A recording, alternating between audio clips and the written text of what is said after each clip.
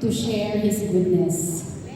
Yeah, and I want to thank Him sa lahat po ng blessing na ibinigay niya sa akin at sa pamilya ko. He is truly provides our needs and He is always there for us. Amen. Right po, after nung natanggap ko po yung TOR ko, yung transcript of record ko from our school,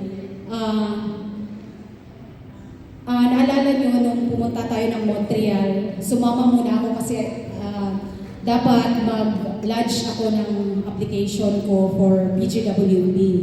But then, inuna ko talaga ang pag-attend ng anniversary ng Montreal.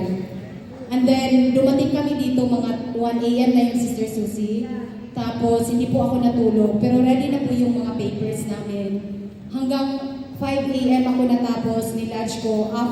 In less than 23 hours, nag-reply po si IRCC na okay na po yung extension ko.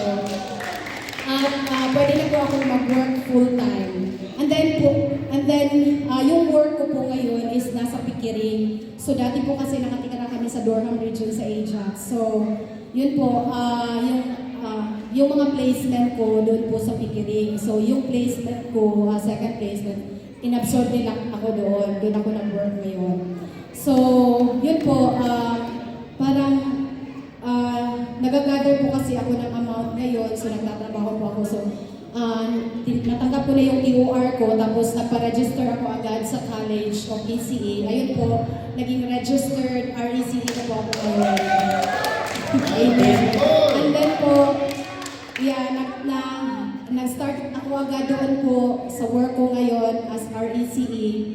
And then po, parang after a month, nahihirapan po ako mag-travel. And then, gusto kong, naghanap ako ng work na mas malapit sa amin. So, nag-apply ako doon kasi may hiring sa Rosalie Hall. So, doon po, nag-interview ako last week. Kasi gusto ko rin po mapalapit sa mga anak ko sa school nila. Kasi para may emergency, madali ko po silang mapuntahan. And then po, sinabi ko po doon sa Pickering, yung school, sa director, tsaka sa supervisor na baka hindi ko na kaya mag-travel, tsaka mabilis lang po, 1 hour if I will go by train, pero expensive po kasi, di ba? So, mas gusto ko yung dito malapit, kasi nga, nilalakad ko lang ng 10 minutes. So, yun po, makakasave po talaga ako. Ayun, kinausap po ako ng supervisor na baka pwede mag-extend muna ako, baka pwede akong dun muna. So, sinabi nila na we will help you, the church will help you, kasi school siya, tsaka under sa church. So, the school will help you, and including the church, isa-sponsor ka namin buong family mo na ma-okay kayo dito. Ang galing po ni Lord. Tapos po yun, sinabi ko po na kailangan ko po ng pera kasi nagsisave nga po ako, kaya ayaw kong mag-travel. So, sinabi, may kailangan kasi akong babayaran na yung first tuition ko.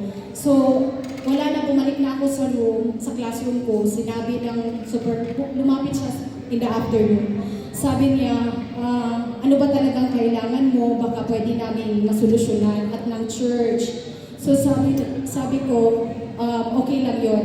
As long as ma-okay yung family ko dito, magiging okay na kami with the help of the Lord. Amen. Amen. And then po, laking gulat ko po, sinabi po ng supervisor na, do you still have the receipt of your last tuition fee? Alam niyo po, nanginginig po ako. Grabe po yung tulong ni Lord sa amin. Amen. Hanggang ngayon po, hindi po ako makapaniwala kasi sinabi po ng supervisor na, you send your receipt to me, your last tuition fee. The church will help you and the school will help you give you that money. Grabe ang nakipagpasalamat ko po sa Panginoon. Truly, He is amazing. And brothers and sisters, God sees you. God sees your struggles. Patuloy na po tayo maniwala sa Kanya. Amen po.